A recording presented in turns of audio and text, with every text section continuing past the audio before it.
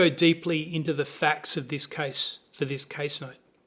But if you read the case, you must be prepared to encounter distressing details, many details, about offences against children. Rodney Bird was the 1% owner of a childcare centre in Sydney named Footprints. His daughter owned the other 99% and managed the centre.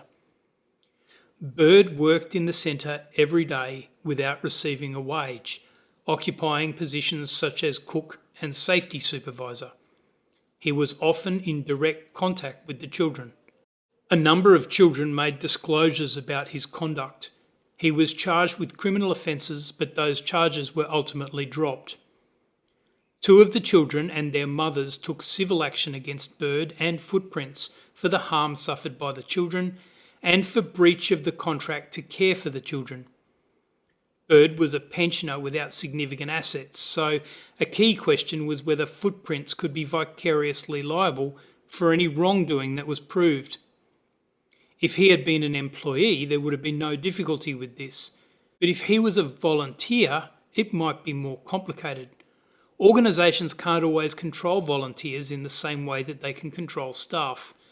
Acting Justice Schmidt found that there could be vicarious liability for a volunteer.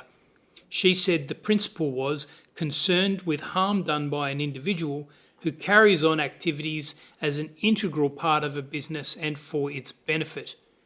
And this could be a volunteer as easily as it could be an employee. In the end, though, she found that Bird was in fact an employee.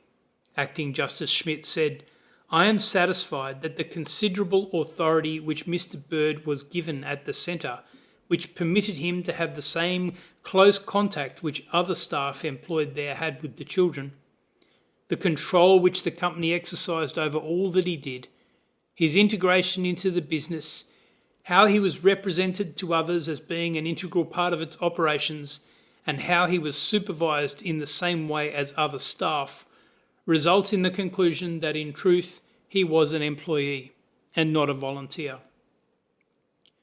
From a corporations law perspective, this case teaches us that a corporation can be vicariously liable for the conduct of a volunteer, and a person can be considered an employee for this purpose, even if they're not paid a wage.